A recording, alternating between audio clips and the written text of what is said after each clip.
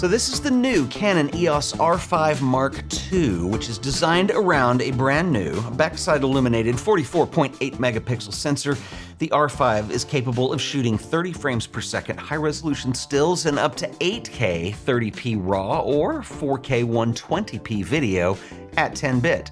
In terms of resolution and power, this camera is an excellent step up from the R5 and provides an enormous amount of value in the Canon lineup. Welcome back, everyone. In this video, we are going to talk about the follow-up to the Canon R5. This is the R5 Mark II. Full disclaimer, a couple weeks ago, Canon graciously invited me to come out to Phoenix, Arizona to not only test the R5 Mark II, but also the R1. Now, there are a lot of similarities between these two cameras, and it makes me kind of excited about the R5. Now, I actually purchased the original R5 because I wanted a Canon body with a really high resolution. And while I thought that camera was okay, I'm really excited about what Canon has done for the Mark II version of this. Now, I did test both of these cameras at the same time. It was just for one day, so this is just a hands-on preview. And the reason I'm noting that is I have another video on the R1, and you can watch after this one, and there is a lot of tie-over in the technology, and we'll get to that in a minute, but let's dig down and look closely at what the R5 Mark II has to offer. We've got a new backside illuminated stacked sensor with high-speed readout. We've got the DIGIC X processor from the EOS R3, and we also have that added accelerator, which works in tandem with the processor that enables us to do a lot of things, not only in terms of speed, but in terms of power with what we have with exposure and autofocus, and we'll get to some of that in just a second. This is where it gets impressive. The R5 will actually do burst speed shooting up to 30 frames per second with electronic shutter, completely blackout free.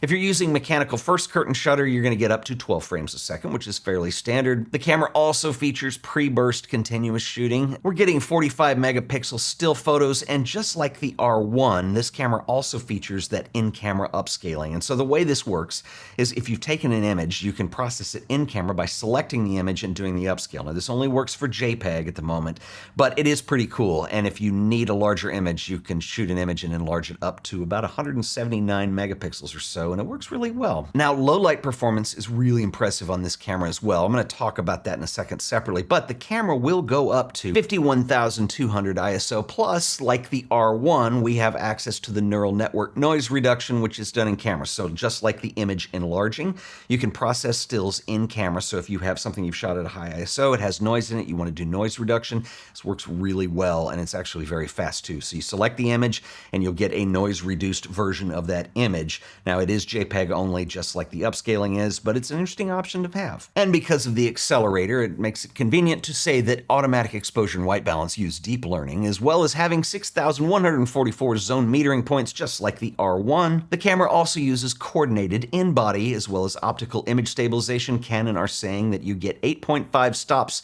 at the center of the image and 7.5 stops at the peripheral. In terms of video, you're going to be able to shoot up to 8K 60p RAW or 4K 120p if you're not shooting RAW. This camera does shoot at 10-bit, and you can shoot log files in both C-Log2 or C-Log3. You've got the usual PQ, HLG, Canon 709 color spaces, as well as simultaneous proxy recording. This is really nice if you're recording an 8K file, but you want a smaller file to edit from. You can record them both at the same time, and just like the R1, this camera does offer you the ability to shoot video and stills at the same time. So if you're composing and shooting video, you can actually shoot a still. This is JPEG only, but a lot of people have requested this feature, and it does make it convenient for content creators who are doing a lot with one camera. All right, so I want to talk about the most impressive elements on this camera to me. Now, autofocus is clearly going to be a big one, but I'm going to start with low light performance because this is something that was a complaint of mine with the R5. The R5 was an older sensor, and it was okay. We have a much improved sensor in this camera, and I actually did a lot of night shooting with this when I was in Arizona. Files look great. Again, this is JPEG only that you're looking at now. I don't have anything that will read the RAW files, but I was really impressed with the performance on here. And this was a big hit to me because when the R5 was introduced, especially using slightly older sensor technology, it was kind of the weak end of it, was being able to shoot with higher ISO settings in low light. Well, that has gone away, and I think that makes this camera worth upgrading to alone if that's something that is important to you. The files are super clean unless you're outrageously pushing the ISO, and if you do need it, you've got that in-camera processing if that's something you needed. That is, if you shoot a lot in available light. All right, so let's talk about autofocus. Now, while we have a lot of new options with the R1, a lot of these have trickled into the R5 Mark II as well. So for instance, with subject detection, we can now detect the upper part of the body, head estimation. Of course, we have IAF as we had before, so it's gotten more powerful. Now, because we've got that accelerator that's running in tandem with the processor, this is going to allow a lot of new possibilities in terms of what you can do. So one of my favorites is, just like with the R1, we now have the ability to do what we call subject crossing. So basically what this means is the autofocus, once it is locked onto your subject, it will stick there. So imagine for a second that you're shooting sports, much like of what I did here, and once you have your subject locked in, that means if something passes in front of it in the camera, even though the camera is depth aware, it will stick to the subject. Now, what's going to happen is when something passes in front, you're obviously going to have an out of focus shot because you can't see your subject anymore, but it keeps it from having to reacquire focus when that person leaves. You're not switching around between subjects, and this is something that actually gives you more keepers in the end. The other thing that is really cool in here is, just like with the EOS R1, we do have the custom facial recognition in here. So I can store up to 10 faces, and it will actually, by face, identify the subject.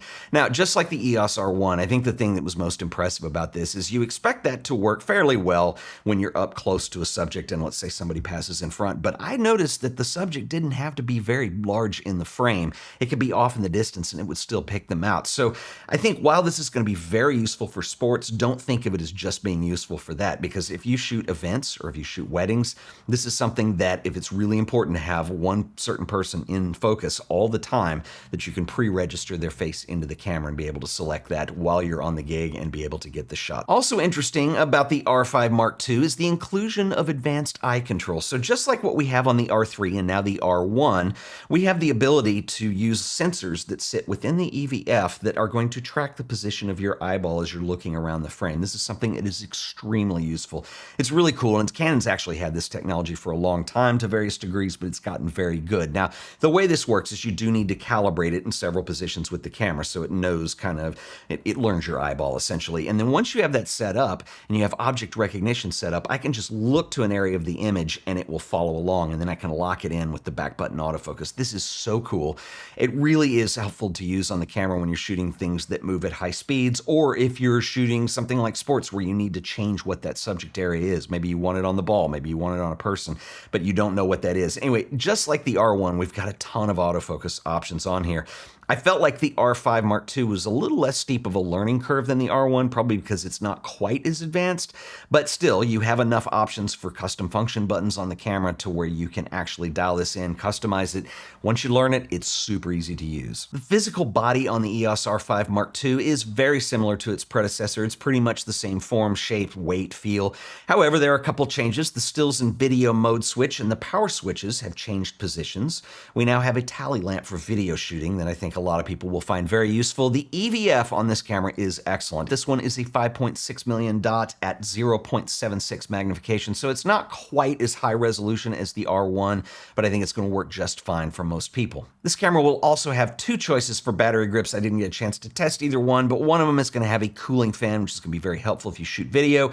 If you shoot stills, and let's say you're doing that professionally, shooting events, photojournalism, and you need access to an Ethernet cable, the other one will have that connection for you. We also have a new K502 higher capacity battery, and a first with any EOS camera, asterisk, is going to be the inclusion of Wi-Fi 6E, Wi-Fi 6 support. All right, so a few thoughts on the EOS R5 Mark II. I think Canon have absolutely nailed it with this camera. They have knocked it out of the park. As an owner of the original R5, I bought that camera. I wanted a high megapixel camera, and I had pretty big expectations for that. And I think for the time it came out, it's a decent camera. The sensor could have been a little better, and not only did we improve that, but they've given us so much. In fact, there's a lot of features coming from the R1 that I think make this an incredibly value-packed camera. Now, the reason I think it's interesting that I got to do this side by side with the R1 is phenomenal, and it's going to give you even more power. It's a professional body. But the thing about professional flagship bodies is they also sell for professional flagship prices, and I think that's where the R5 is going to excel. You're going to get a higher resolution out of it. If you want to shoot 8K video, you can shoot 30 frames per second, whereas the R1 will give you an additional little bit of power there with 40 frames per second, but I think you get so much for the R5 at a lower price point that I think it makes it kind of a no-brainer for most photographers. I was really impressed with the low light performance. I think the addition of advanced eye control, things that I didn't really expect that they would put into this series, well, they did, and here it is. So I have another video on the R1 because I tested both these cameras at the same time, so I highly recommend you check that out. There is a lot of crossover between these two cameras, but the R1 just has a little more to it. So check that out. If you have any questions, drop them below. I will see you guys in the next video. Until then, later.